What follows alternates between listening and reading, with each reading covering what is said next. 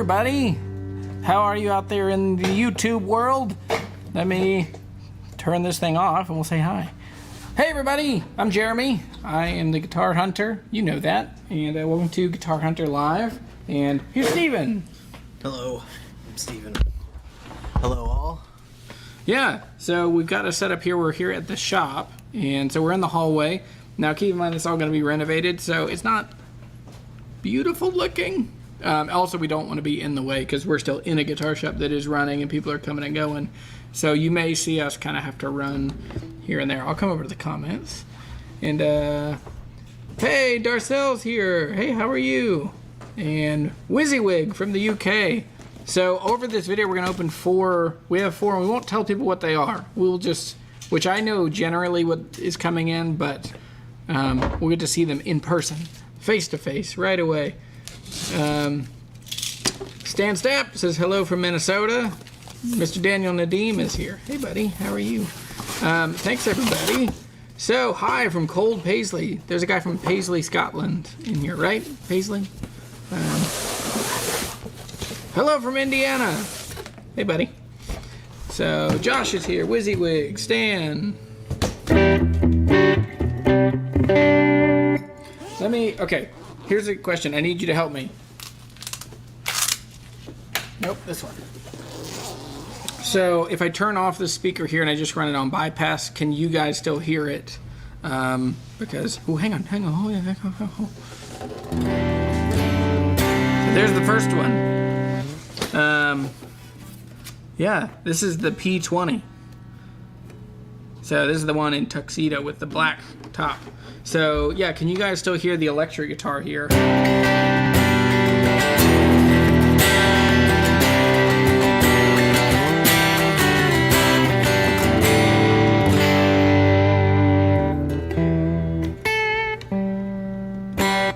Been watching you for a few months. Hey Josh, first time you see me with an electric. Yeah, I try to do 60-40 acoustic to electric. I love electric guitars. I just don't see them as much. But yeah, so Steven is opening up the second. Here, come over here. So this mic should get both of us pretty well. But yeah, can you guys still hear the electric guitars? Somebody from Matt Lau is from southern France. Ooh, that fingerboard is great. So this is one of the P20s, the P20 SE. Is this one called Tuxedo? But it's very cool. It's got the black top, herringbone on the top, and then the white pick guard. This one is such a cool kind of Gibson-y vibe. Like definitely some... Okay, yeah, so John says he can hear the electric guitar. So that's good to know.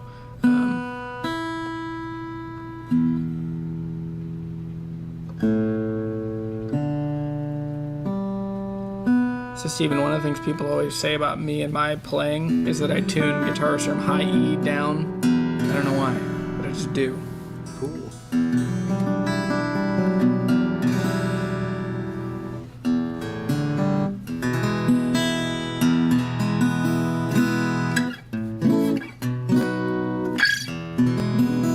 Darcel says that he says, I have the older version of the P20. I rather love it.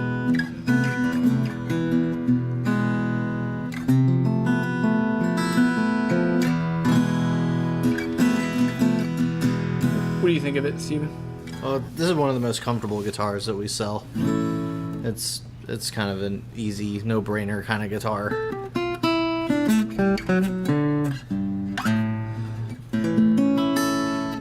This is probably also a guitar that's, it's pretty easy if you're an acoustic guitar, if you're an electric guitar player and you want to get into an acoustic. Mm-hmm. This is a pretty easy hurdle. Definitely. Definitely less cumbersome than a Dreadnought, for sure. Yeah, they all are mahogany tops. I think so. I'd have to look at the spec sheet.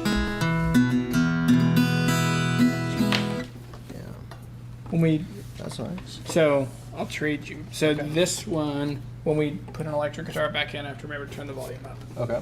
They'll tell us, but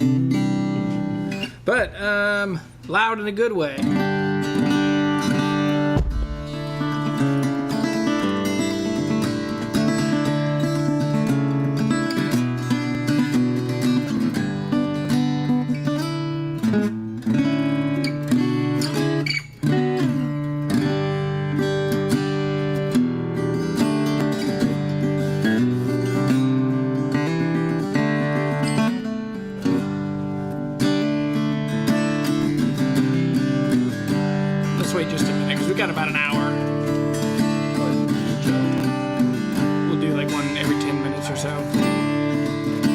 bring them back so that they're kind of queued up.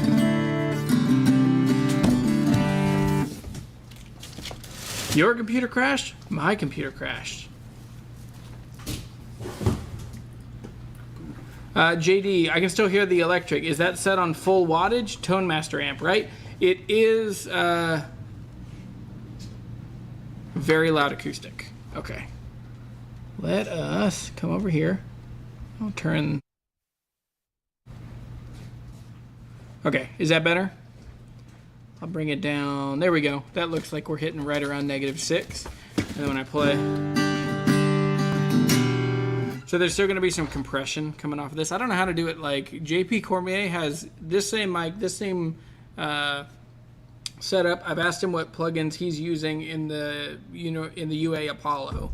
We have the same settings, and his sounds brilliant, and mine doesn't. I mean, it usually sounds good, but anyway. Okay, so loud acoustic guitar. We'll try and fix that. So now you're talking. Ditch the electric. Love that acoustic. Yeah. So somebody was saying,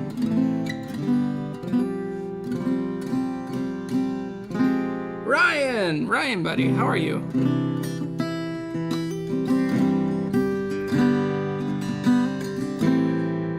Ryan, we are coming to you live from former backcountry. You were a backcountry man, right? Steven, do you know Ryan Doble? He's on here saying hi. Hey, Sonia. How are you? You know it. You know it, brother.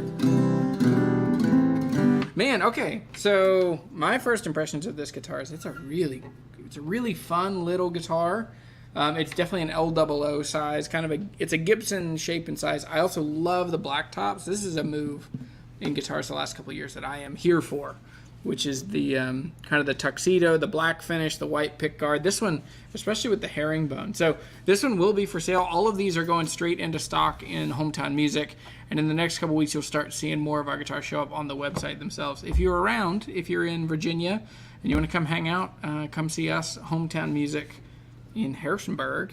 But yeah, so this is the P20. It's funny, the label doesn't say the P20E, but it is because it has the Fishman pickup inside. And these are the Fishman pickups that are kind of tuned to the guitars themselves. They still have that kind of familiar, nostalgic, like kind of quacky transducer sound, but they're really powerful little guitars. Now, yeah, I prefer having guitars that have the strap button come out of the end pin here instead of a separate pack. That's a little bit of preference, but I will trade that off. I think I would make that trade to have the battery more accessible instead of having to like take the strings off and change. Oh, yeah. Last thing, I love that fingerboard, that kind of streaky, because a lot of the straight jet black ebony just isn't around anymore, and so we can either dye it or we can let it be what it is and get some cool kind of movement, especially like with the birds. You know, it's a little bit like sky, cloudy, you know, it kind of works. Yeah. Cool. So that's the P20. So the rest of these are going to be electrics for sure, coming out of the rest of them. Hello from Puerto Rico. I have a P20 and it is beautifully comfortable. All mahogany, solid top. Yeah, that's what this one. Black top, white pickguard, herringbone pickup. And these aren't that expensive. What's the price on these? Things I should have thought about before I started this video. I want to say they're comfortably under $1,000, and they come with a good gig bag. $5.99. That's an unbelievable amount of guitar for that money. Cool. Yeah, that's a great looking guitar, sounding guitar. Cool gig bag, lots of storage. So, all right, let's do another one.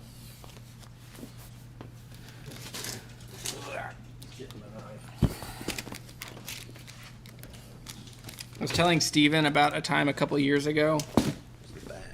Okay, yeah, I'm starting to really kind of come around to gig bags. I prefer gig bags over. Oh, here's a funny thing from 10 years ago. It's got a little like hole so you can put your cable through. Like put your iPod in there, and yeah. You're in Virginia, close to Rockingham. We are in. I mean, Virginia is a commonwealth, not a state, and therefore we are surrounded by Rockingham County, but are not technically yet. Yeah, we're in Harrisonburg, which is right in the middle of Rockingham County. Are you close? Who are you? HB? Tom, how are you? I have your pick in my pocket. And I bought... Tom and I did a deal last week, and I got a Northfield mandolin. You saw it. Yeah. I brought it in a couple days ago. It is my favorite mandolin I have ever owned. It's my favorite mandolin I've ever played, which is super cool. I always thought I was an F-style mandolin guy, but maybe not. All right. Take a guess. What do you think is in here?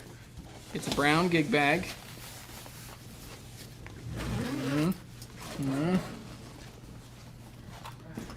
Oh. I think. Oh, that's cool. Look at that level of protection. Oh, this is the one you picked out. Yeah. All right. Oh, yeah. Tell them what this is. This is a custom 245. It's basically their single cut Les Paul sorta ish or esque guitar. With the what's this? The charcoal burst? That is that what they the call this? charcoal burst. So very cool. And coil taps, right? No. No, that's the custom 24s. Oh, Yeah, so- I'm getting to know this line. So I missed this. What was Jeremy's favorite mandolin he's ever played? It's a Northfield A5. Tom, I meant to ask you, is it an A5? Because on the website, it's the A5 Special is what they call them. But...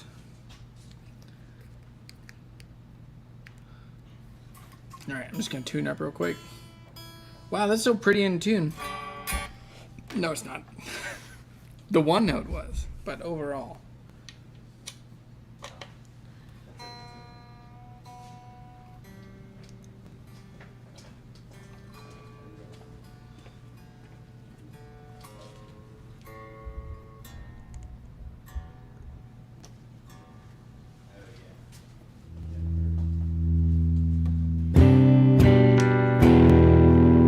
All right, so I can't hear it. I'm just going to trust that it sounds great. Oh, you're in Mount Crawford? Yeah, come hang out.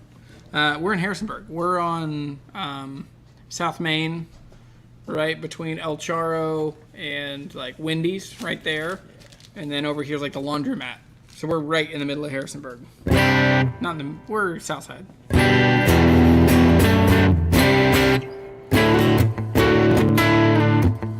Nope. Last time I played that, I got a copyright strike on that one. Even just me playing their riff, they say that I take money out of their pockets.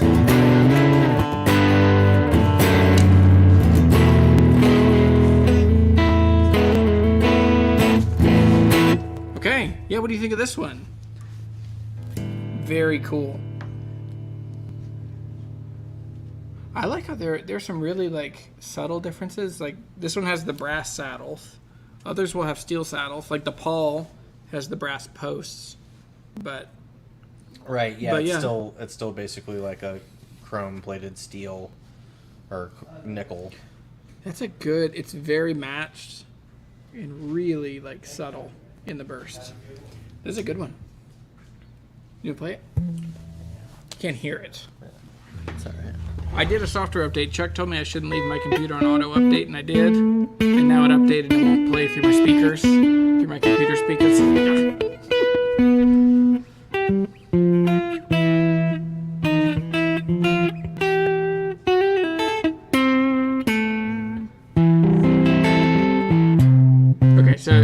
So the mandolin that I have is a...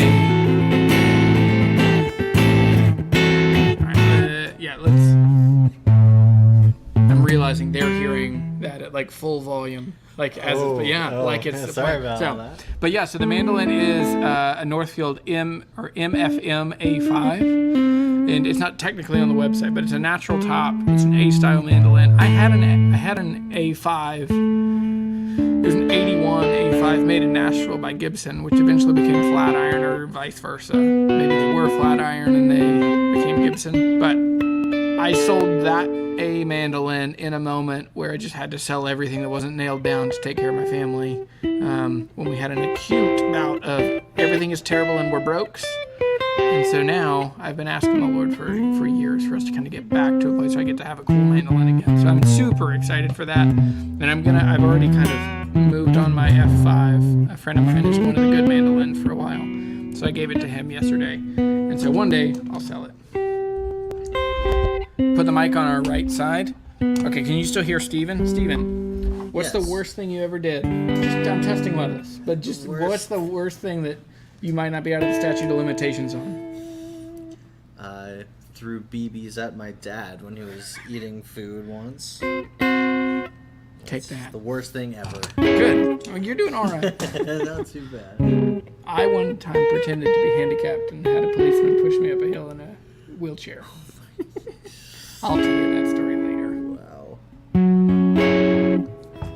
Sounds better. Perhaps a tiny bit more right. More right. Does that work? It looks better. I mean, it's not a great looking shot today because we're in a hallway. But guitar number 2, I like it. I'm glad to know that there are PRSs out there that don't have to have coil taps, because for me, preferentially, I don't love coil taps. Like they take the thing I like most about a humbucker away and kind of give it this, like, doesn't sound like a single coil, but sounds quacky and yeah.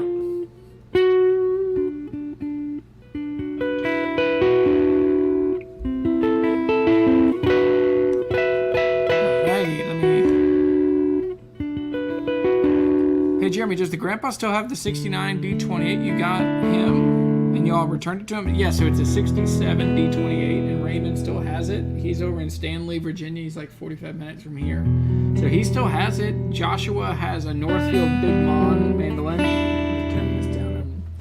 Or is your volume down? Anyway, I don't know if people are...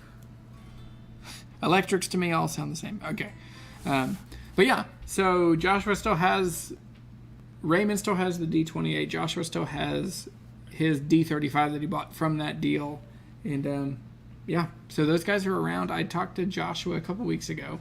I've been trying to hang out with him. I just don't see him much. You know, he's in high school and he's super busy, and he also lives like a county away. So cool. Charcoal burst, PRS SE 245.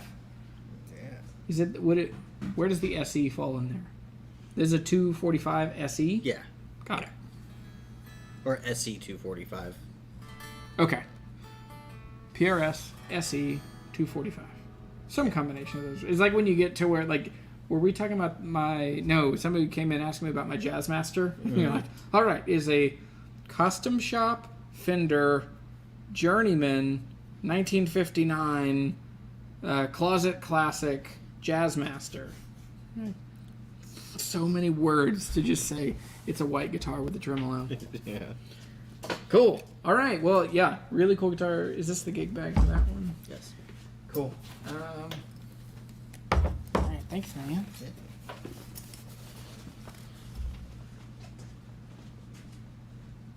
The guitar is still a bit of an issue. Okay, yeah, I think it was just because we were playing while we were talking. We won't do that anymore. Hey Jeremy, how likely is a 2002 Martin D16 GT likely to need a neck reset? I would say that's not a super common thing. So the way that neck is attached to that guitar isn't a dovetail joint, so it wouldn't be a traditional neck reset. But with that said, it's a mortise and tenon joint, and you could be able to get it shimmed, but I think that's complicated enough that it would need to go back to Martin or to a Martin certified repair shop. I rarely hold that as like, I have to get a Martin certified repair tech to send this to, but there are certain things in certain guitars. So with that one, I would say you probably should take it back to somebody that knows Martins and knows what they would do with it.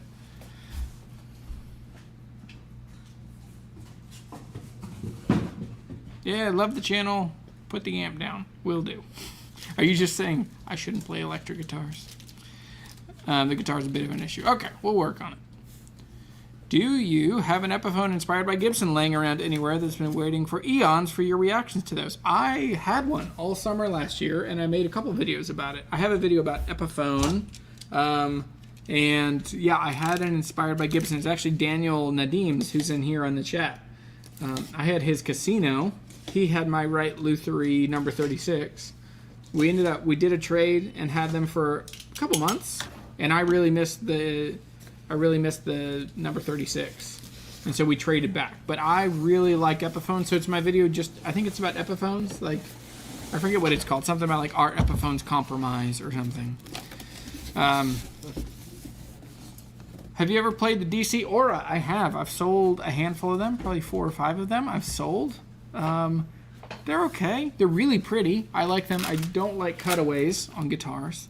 And yeah, that 36 is amazing. It really is, especially with, I put a pickup in it now.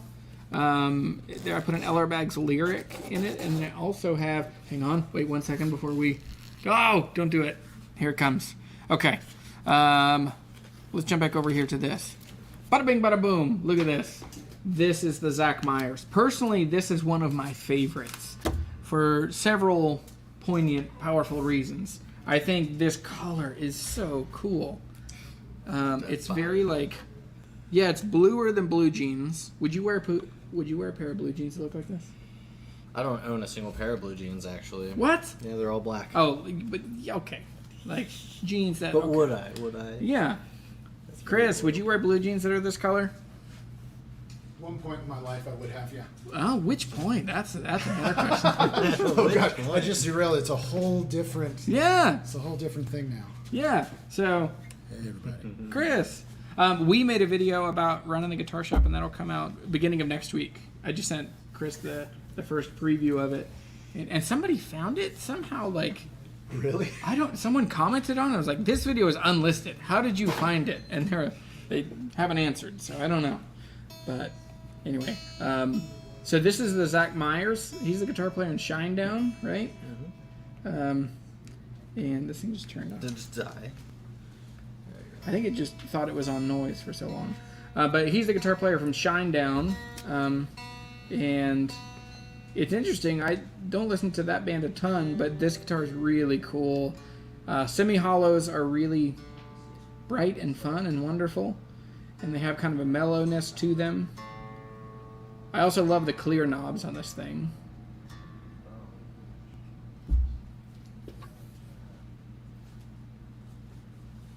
Okay, I'm gonna turn the guitar amp down just a bit.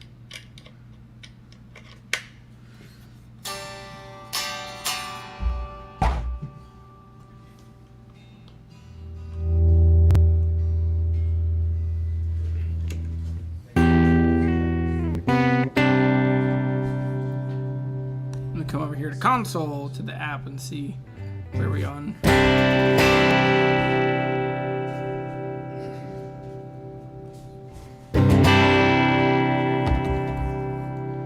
So this one, the clear knobs, super cool.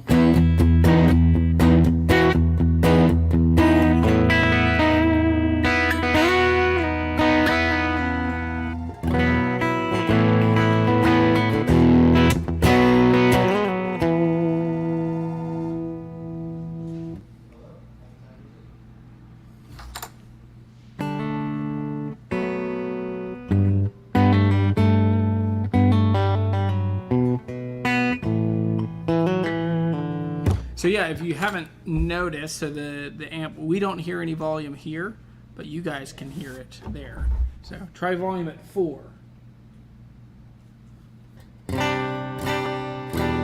That should be pretty clean. Now keep in mind, like I use the Tone Master Deluxe every single day, so I know how to use that amp. I have this one on the same settings, but it may be different. I don't know. Yeah, so this is what you get for, yeah, Chris, I let my operating software update last night, and now like I can't get my speakers to play without playing through the Apollo. Like, so I can't hear it unless I turn it on, and then it's too loud for the mic. I don't know, somehow some people make live shows that just like work, and for me I'm like every single week something doesn't work well. This is the reality of pulling back the curtain. Yeah, everything is not always perfect all the time. Yeah, you're seeing it. So no coil taps on this one either. Interesting. It's funny, I just assumed that all Paul Reed Smiths had coil taps, but the last 2 haven't. Right. But I love this one, and so that leaves one more. But for the record, I would wear a pair of jeans this color. No, I wouldn't. There's a level of confidence Well, it's funny. I had red pants for years, but there's a level of confidence.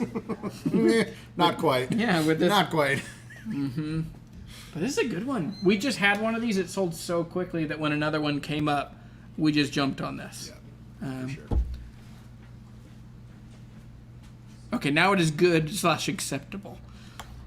We get lots of critiques on our electric guitar volume, overdrive. Cool. All right, Steven. Oh, sorry, Steven's on the phone. Whoops. So, anyway, you want to sit? You want to hang out? Sure. I feel like I'm just bouncing from meeting to meeting today. Yeah, so everybody, this is Chris. There's 72 of us here. So, yeah. When you realize you're like 72 people in a room, that's a lot of people in a room. But yeah, so we just did a video that you guys will see soon, which is about like, transitioning Hometown Music from Chuck, and it's a shop that we both grew up going to, and now we're, so anyway, do you have any thoughts or comments on that stuff coming out of that video? We're, learning a little more every day, and, it's been a lot of fun. At a certain point, I feel like talking with customers, helping them, find the instrument, like helping that piece of it is the easy part. Yeah. Easy in that, like, I feel like we're all passionate about music. We're passionate about helping people. We're knowledgeable about guitars and instruments and things like that. So that is almost the easy part. It's, it's all that back end. It's, making sure that stuff shows up, and, all of that is, at times a little overwhelming. That's the stuff like, yeah. So we've both worked in guitar shops before. Yeah. But man, for me, all of my experience working in a guitar shop, I was only out front. Like, I was never invited into any of the back end. Like, here's how you run the books and do a reconciliation every day, and here's how you maintain vendor relations. And right. And also, just keeping tabs on, like, all right, well, here's, trying to think about just maintaining the stuff that you're going to sell regularly. Always making sure you got enough strings so that when somebody realizes that they don't have a pack for their gig on a Friday, that you're there to help them for that. But at the same time, trying to think ahead, like, what instruments, what sold really well, what new stuff is really cool that we need to try out and bring in and see how it does, and a lot of that planning and strategy, and just making sure that you can balance those different parts of the business and not get too sucked into one side of it. Yeah, that's what, and it's that thing you always hear if you're an entrepreneur, you're working in a business, like working in the business versus working on the business. Yeah. And I found myself, like, even just a couple weeks in, like, I'm in it, but I also got to be on it. Yeah. And so, like, I went to a business networking group yesterday, and this is a fun intersection of, like, all the stuff I love doing that isn't on YouTube stuff, like just being a salesman and being, like, in the community, and I love that stuff. So this is a fun intersection the last couple of weeks of, like, oh, all those things can be in the same spot. Oh, yeah. Definitely makes you use both sides of your brain. Yeah. The coolest thing we had this week, we had... Ooh, the telly. Yeah, so Mark might be here. I got an email. I think it's already delivered to his place. Ooh, exciting. So we got a 1967-68. It was a transition year. We'll call it a 68 Telecaster, and it was in Olympic white. Yeah. And it had a rosewood board and beautiful, like, bird's eye maple neck. Played great. Yeah, and so I mean, such a telly. Yeah. It's like a... All of people us, are like, oh yeah, a telly. You're like, that guitar is what people think of. It was when the they go, most a telly. plucky, honky tonk. Everyone that picked it went like just immediately. It's like that sound, that feel, that everything about it was that. So it came in. The original owner had it. It was a 67, 68. He got it when he got back from Vietnam, and he hasn't played it since the early 90s. It's just been under a bed in his guest room, he said. And so he asked us to sell it, and we found somebody to buy it in like 10 hours. My friend Mark, which is Louisiana Guitar Man on Instagram, bought it. And so he got it. It just got dropped off to his house, and we overnighted it yesterday, which is unbelievable. Like, it's faster than you could drive or fly to get from here to, maybe not fly, but from here to Lake Charles, Louisiana. But anyway, the other exciting thing is that we're now officially an Eastman Guitars dealer. So our first order is getting shipped out today, and it'll be here by the end of next week. So we'll do another one, maybe the live show, or maybe we'll do another thing on the Hometown Music Facebook and Instagram page that we'll unbox some of those. So anyway, I think we have one more guitar to open. Do we? Is it? Oh. Okay. And then This I is think like this one goes Christmas in that morning. gig bag. I'll let you have that. You open this, but I'll hold it.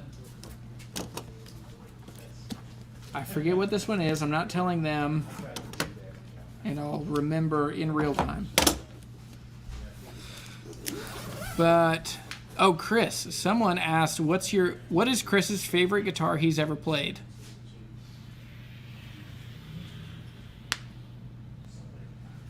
Man, that's a great question. Favorite guitar I've ever played. I mean, I got to hang around. So I'm a recording engineer, and I got to spend some time in Nashville. And there are a lot of really incredible guitars hanging out in and around recording studios in Nashville. You know, players that have had, you know, and every one of them's got a story. You know, it's like, oh, well, so and so owned this for a while, and they played that, and you know, it's like, you know, theoretically somebody's like, oh, this is, you know, at least one guitar that Clapton owned, and B.B. King had this one. You know, at a certain point, you wonder how true some of that is. Maybe. Yeah. I'm sure, yeah, maybe that person did play it once, but I seem to recall there being a Les Paul. I remember which one this is. Somewhere along the line that was just I mean, in the same way that Telly that we got this week was just like, when I think Telly, that guitar was that. This Les Paul was just like, I don't know. It felt right. So, you know, I haven't given that much thought to it. Being a recording engineer, I could probably almost associate more with recording equipment than I do guitars, other than the sounds of guitars. I mean, that thing just sounded like, I mean, we were in Nashville. We were kind of doing sort of a straight ahead rock thing, and I don't know. It sounded like freaking Stones. It just did. That's what one thing I appreciate about you a lot is your ability to just see a healthy step back from like, the guitar is everything and it matters so much, to you saying like, they're good tools to make really cool recordings. Sure. Like, I feel like I get caught up in the minutia of like, but it's the thing owned by the guy and it's on this record. Oh, it's okay. I get that way about microphones for sure. So I totally get it. But yeah, I mean, well, even you know, the guitar. I mean, it's still a tool in your hands to make music and and move somebody emotionally. Yeah, you know? Absolutely. Cool. I'm gonna play this one real quick. For sure.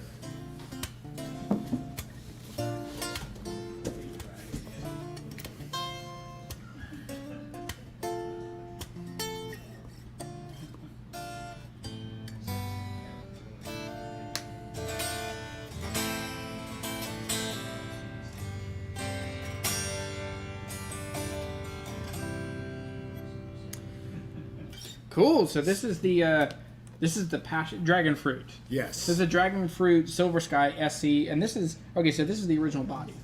Yep. Anyway, there's a story about this guitar we won't tell you guys, but this is a really cool. I've played a handful of these. I've been asked a million times to say what my perspective is on the PRS Silver Sky, and I think it's like a Strat moved into the 21st century. Yeah. I think there's a brilliant video from John Mayer talking about the reason he made the Silver Sky is that he felt like Fender was He's like, imagine if like Chevrolet or General Motors just kept reissuing, a 55 station wagon. Like, it's cool, it's great, but you probably need a new engine and you need, to do some new suspension. So with this, it's the subtle, tiny details that I like a lot more. I love the redesign. This is the only thing they've really changed. They're like this and the switch tip, which it's basically the same. But anyway, this is the they've started releasing these in fun, different colors too. So anyway, no guitar volume. Oh, what? Why is that? I had it on 4. Still on 4. I may have turned it off over here. It's so quiet. What happened?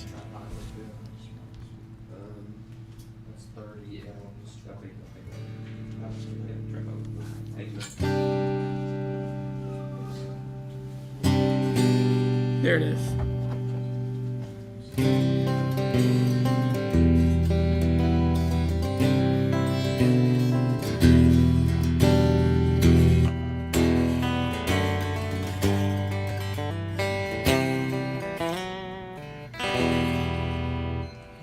But, okay, yeah, so... It's wild to sit next to a guitar that I know silent. is plugged into an amp and it's not making noise. Yeah, you can see the meter moving. Uh-huh. But, yeah, so anyway, how much money would be a very conditioned PRS SE Tramps Green Zach Myers with a hard shell case run? Well, it all depends on if they're available. Yeah. So if there's a specific one you want us to find you and get to you, you can let us know. There's a contact form. We also launched hometownmusic.net the other day. So we relaunched. That website's been around for 20 years, but we rebuilt it. And so check that out. There's a contact form on there if you're looking for a particular guitar. Let us know. We'll, if it's out there to be had, we'll get you pricing, delivery. If we don't have it in the store, doesn't mean we can't get it. Yeah, and so it's exciting. We have a little bit of an unfair advantage in that we're so close to Paul Reed Smith. Right. So these shipped Wednesday. They got here Thursday. Yeah. My voice squeaked. I don't know why. It's okay. I've been talking all day and I'm already sort of like, water. By the end of the live shows, I'm always, especially during like COVID time, I used to always think like, I'm getting a COVID, that's happening. I'm like, oh no, I talked for an hour. I didn't drink any water. I was like, I always have this panic attack that I'm getting COVID on a Friday afternoon. So anyway, let's see. Any other questions? Chris. Uh-oh. Did you ever listen to a Boucher in a recording studio? No, I don't think I've actually had that privilege. I've listened to a lot of really great Martins and Guilds and, They're very similar to Huss and Daltons. Yeah, okay. So if you've had any Huss and Daltons. Yes, yeah. I've definitely recorded a number of Huss and Daltons. Those are fantastic guitars. I mean, a lot of Gibson J45s, That's my kind of the guitar. usual suspects, as you will. Yeah. Can I just spitball a question to you? Sure. What's a guitar that sounds great in person and doesn't record very well? Or is that too broad of a brushstroke? I mean, well, it's like record in what way? Like if a guitar sounds great in a room, and unless maybe it's just certain microphones aren't the right microphones. Yeah, it's more that. I mean, in a lot of ways, recording engineers tend to view the microphone as much as like a tool in a like paintbrush set as anything. It's like they have their own coloration to them, and some of them like they'll really dig in on like the transient or the bitey part and position of the microphone relative to whether you're like close miking in at say like the neck body joint or back near the bridge.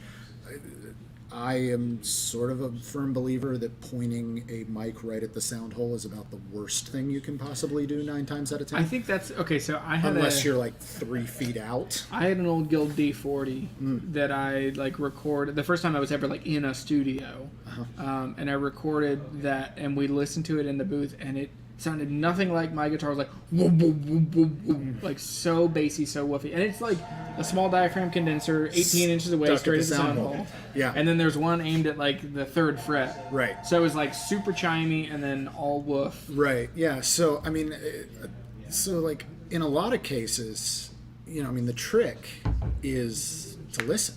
You know, it's like where does that? I mean, most people that are guitar players know this. Like, your guitar sounds and feels different from behind it than from in front. Yeah. You know, your guitar never sounds like your buddy's guitar, even if you're playing the exact same model. So there's a lot to that. I mean, if a guitar sounds great in the room, unless there's some serious engineering malpractice going on, I think if you're willing to take the time to like move the mic around and just sort of find the sweet spot, any guitar that sounds good just in a room can be recorded well. Yeah. But I have a million more little... often than not, I feel like, you know, sometimes it takes time to find the sweet spot. Like, sometimes you got to get it done, you know, you got to do the thing. And, you know, sometimes you end up after the recording going like, oh, that's just not as good as I thought it would be. That guitar sounded so magical, and it's probably like, for one reason or another, you just didn't have the time to dial it in. Yeah. Man, yeah, that's where I have a million little recording questions, and we'll do more videos, especially because over the next year we're in the process of building out a studio. Yeah. So, and especially once we get in there, because it's stuff that I need to learn, but I'm also, my intellect regularly writes checks. My curiosity writes checks that my intellect cannot cash. So I'm trying to... I can relate to that. Yeah, but where I'm like, oh, wait a second. Yeah, like I'm realizing like maybe I use the wrong mics in the wrong place, and which mic should I use? Because I know that there are a bunch of questions like that. Like, Chris, as an engineer, what's the best sounding recording of an acoustic guitar? I always hate these questions I know, because there are so many that are so good. So, for however long you guys hang along and I end up on this channel, I mean, one of the things that you will probably hear me say is there's one recording engineer whom I think is the best of all time. You know, he's the GOAT of recording engineers, and it's a guy by the name of Tom Dowd. And it's worth a quick little Wikipedia look up. The reality of it is, you've heard his work. Yeah. I mean, if you've been alive for the last 50 years, you've heard, or longer, you've heard his work. And I always think his stuff really sounds great. One single recording, like, I think acoustic guitar? I may have read the question wrong. Yes. So I think the question he asked is best sounding recording acoustic guitar. Like, best sounding acoustic guitar for recording, or just maybe, the best recording of an acoustic guitar? Period. I think I asked that question, which is way too hard. I think the other one is, generally speaking, what are the best guitars to record? Which I mean, the one that feels good and lets you get the performance that you want to record. 100%. So, I mean, straight up within the world of recording, because we're talking about music, and so much of music it's like emotion and transferring emotion, and a great recording of a mediocre performance will get blasted out by a mediocre recording of a great performance any day of the week. That's such a good from point. a like emotional standpoint.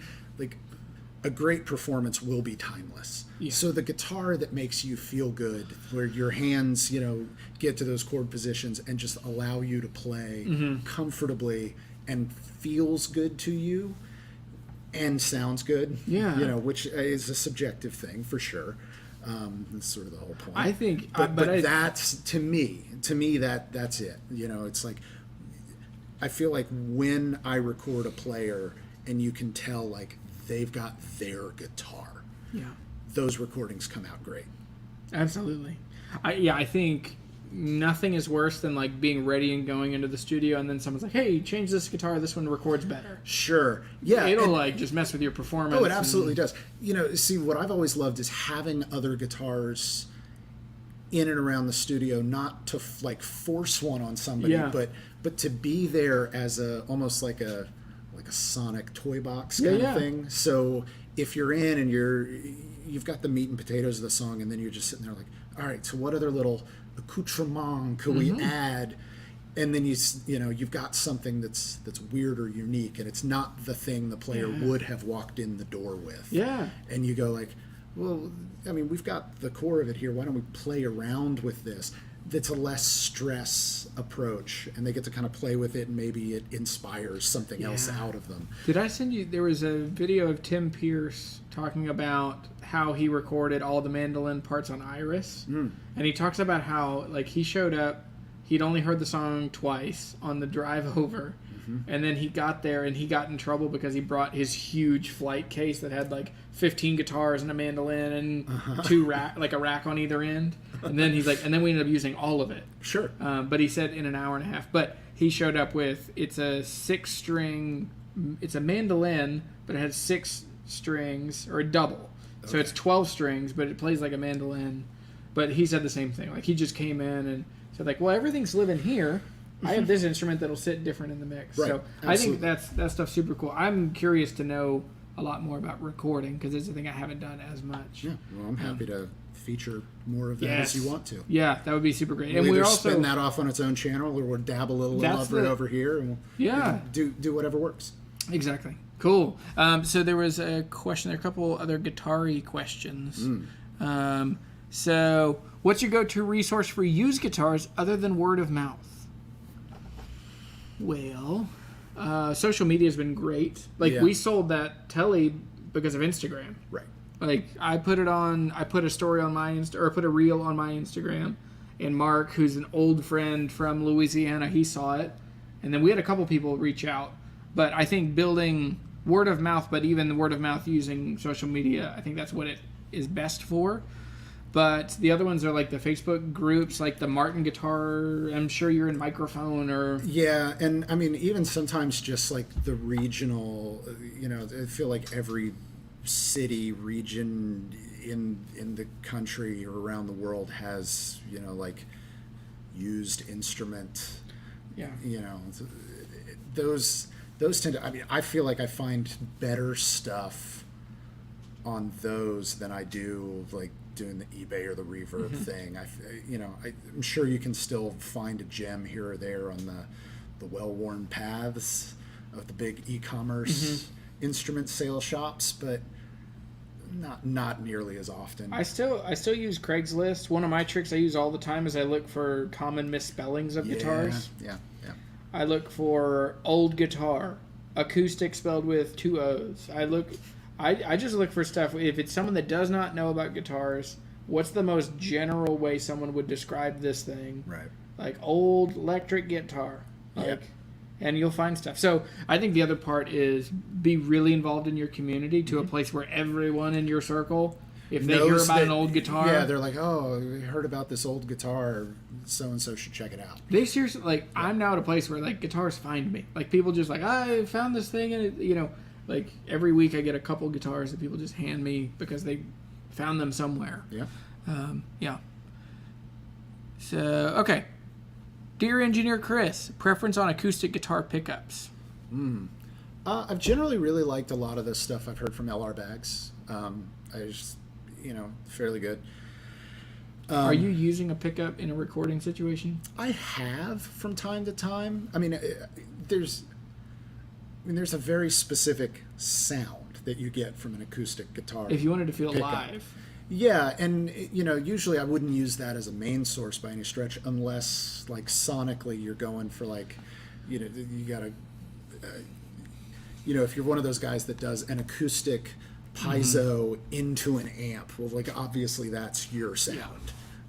So that's a different thing. But if I was recording an acoustic guitar and it had a pickup, and I decided to also just catch the pickup sound. It might be the kind of thing where you might feather it in underneath. Yeah. Because typically, if you've got like a really boomy, like a jumbo or something that's just really body heavy, you get a lot of articulation out of the pickup, and sometimes just a little of that EQ just the right way kind of helps certain notes speak. I don't know that I've ever come across a pickup where I was like, yeah, we're just going to plug the pickup in and that's just going to be what we're going to do. That's what, yeah. So Mark Hopkins, who a bunch of y'all follow, his grandpa's guitar was an old Army Navy guitar that he had converted by Scott Baxendale, and it comes back. It's basically a pre-war 0018 now. But he gets it and he records, and he's an electric guitar through and through. And he's like, here's how it sounds. And he plugs in just a K&K into... Sorry, Mark, if you're on here. Like, I picked on him. I was like, that's the most electric guitar player way to see how a guitar sounds. Like, put a microphone. He's like, here it is. And then he puts an SM57 in front of him. Like, oh, come on. To that end, that jangly Tom Petty, Last Dance with Mary Jane, or Mary Jane's Last Dance, I guess the real name. That's 57 on the acoustic. I mean, it's a great sounding mic. Yeah. It's a microphone that will get you somewhere. It's never as fast and articulate or detailed oriented as like a nice condenser or anything like that. But it's got a lot of decent mid range. It takes EQ pretty well. It's one of those, if you're moving fast and you're in a pinch, you could do a lot worse than a 57. I love that they're so tough. Well, I mean, in the live sound circles, that was our joke. It's like, hey, I need to drive a nail. You got a 57? That's funny. I need a hammer. I have a 58 that looks like a cone of ice cream. Actually, I bought it from Chuck. I bought it from Hometown Music. For years, I had it with electrical tape.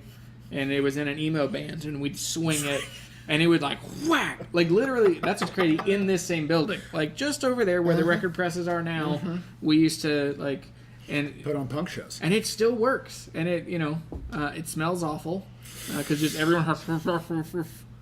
So anyway, but yeah, I'm late to the game on understanding microphones. I did a video with a friend of mine who's a producer in Richmond a year ago.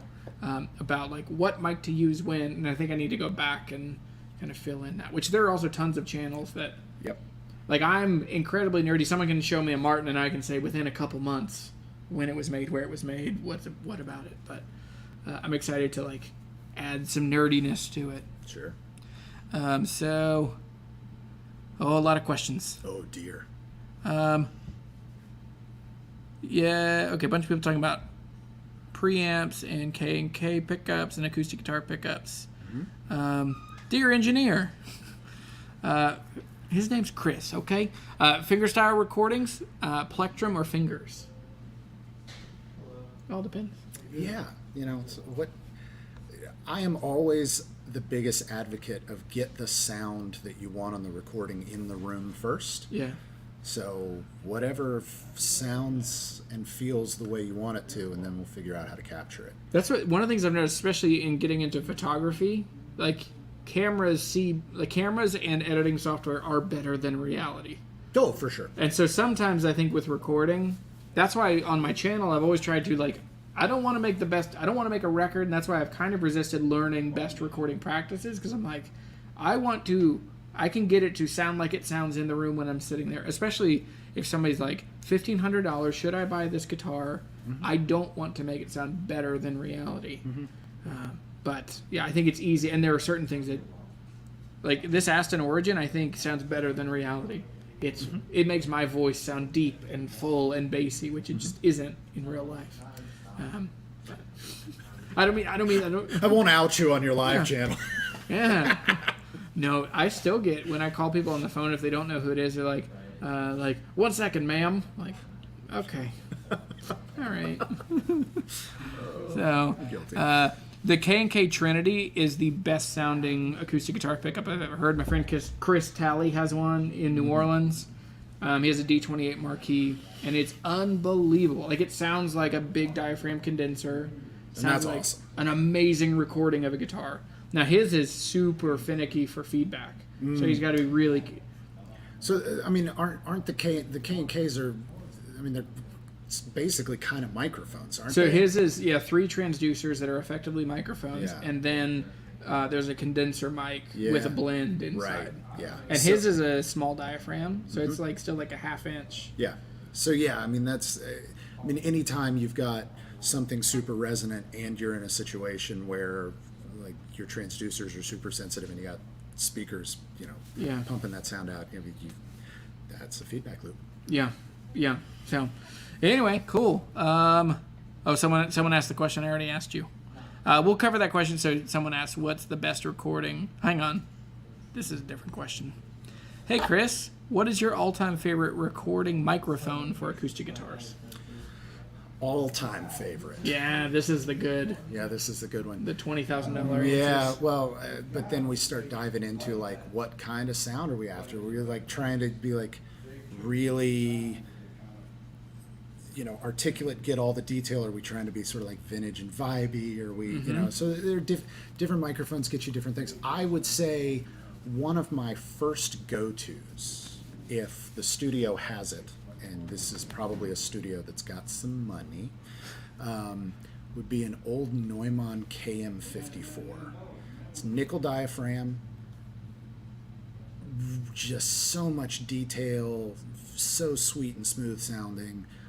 Maybe some people might argue a little bright, but can be tamed fairly easily.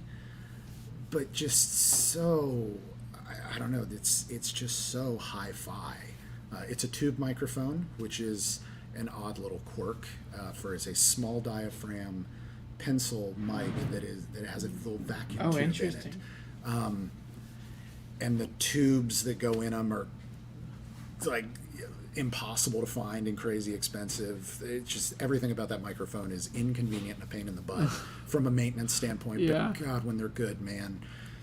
God. And that's why like a studio would have it with someone that it's their gig to make sure that they would have it, and they would have the ability to maintain it, and probably wouldn't let the intern who would never put a microphone on a stand pick it up. Would be within 100 yards of it. Yeah. But Man. yeah, I mean that might even be for me like a desert island kind of microphone. I'm now going to work through some of my favorite records and then see what microphones we're using. That's a thing I've never gone down the road of. Yeah, and I mean that's fun. I mean, typically, some people write books. If like there have been enough engineers around the Beatles, for example. 2 or 3 of them have written books and talk about some of the different techniques and things. And then some of the other stuff, you kind of just need to be lucky enough to be around someone who was either on one of those sessions or and hear the stories. I mean, sometimes there's a lot of myth, but there are lots of stories out there about how different things got recorded. Yeah. And sometimes it's like, oh yeah, the Tom Petty thing's at 57, and you're sitting there like, that song's so iconic. But what is it? I watched some YouTube video recently about how like you literally could not perform most of the White Album live. Just because of the amount of gear that they use and how they would have arranged it. Right. Like, even if you had 12 guitar players, you couldn't do it. But then they also talked about how most of the guitar tones on there are, like, bleed into the drum overheads. Yeah. And so you're getting this, like, stuff that's, 10 feet off the ground. Yeah. Yeah. Yeah, absolutely. It really is, well, for a lot of the Beatles, they were limited to, once they were multi-tracking, they were limited to like 4-track recorders, and there's way more than 4 instruments going on there. So often what would happen is they'd cut, what we call basics, a bass track of either the whole band or parts of the band, or they would divide, guitars to a track and drums to a track, piano. So you couldn't mix between those once they're in. Well, and what they would do is then once they've got that recorded, they're basically out of tracks. So to be able to add more things, what they would do is they would actually bounce. They would have another 4-track recorder. They would mix those 4 tracks down to a track or 2 on the other recorder, and then that freed a couple up. Sheesh. And then the other, and they would bounce back and forth between the machines. So you also had to make decisions. So I mean, in these days, so many people are used to, I can record really flat and fast, and then after the fact, then go back and EQ. I can stack 50 tracks and make decisions about how they'll sound later. And this, It had to sound right on the way in. It's got to be in time. It has to be in time. It has to be in tune. Once they're mixed and bounced down to that other track, they're locked. That balance is what it is forever. Oh my gosh, that's crazy, man. Okay. Final question. Name a good mic for recording acoustic fingerstyle or singing at the same time. Ribbon mic? I mean, I do love a ribbon. I mean, a ribbon's going to be inherently smooth on the top, but nice and articulate. Yeah. Very, decently full-bodied. Something that's interesting about ribbon mics is most ribbon mics are bidirectional. It means they pick up in the front, they pick up in the back, but reject from the sides. So the one thing with a ribbon mic is you kind of gotta hope that what's beyond the microphone kind of sounds decent, because some of that's going to be splashing. Would you back run into like the a back. shield or something behind it? You could, if you put it too close, since it's picking up from behind, some of that'll kind of build up and maybe get a little, claustrophobic sounding. Yeah. But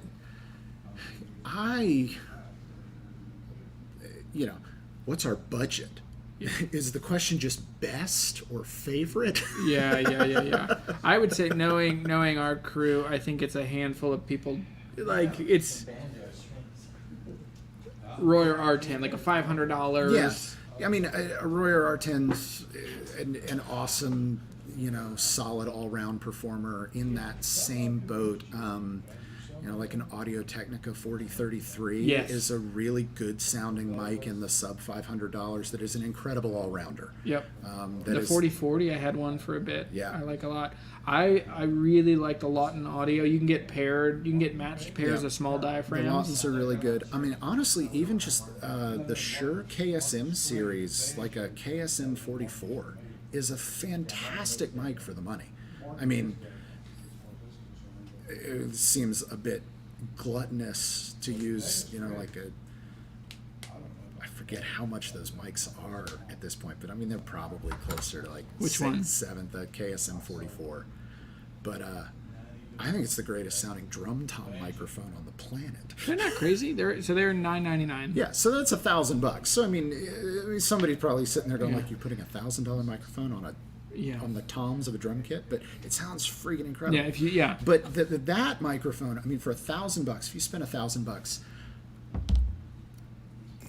there's nothing that I wouldn't put it on and say that you couldn't get a good quality recording. Yeah. You're going to need to move it around and experiment a little bit with it. Absolutely. Yeah. But I know I got such sticker shock a couple of years ago when I was like, all right, I want to do a 57 and a 121, and I want to have them, and then you're like, whoa, 121s are $12.99. Yeah. And that's where I couldn't. That's when I was first like going full time doing YouTube, and I just could not justify $1,200. Sure. So I ended up getting an R10, and I've been super happy with it. Well, yeah, and I mean, a lot of those newer, less expensive Royers. I mean, so another great microphone. This is also David Royer, who does Royer. There's an offshoot of that called Mojave. Yeah. Those are really great microphones. The MA100 was probably priced somewhat closer to like a KSM 32 from Shure, and is a great sounding mic.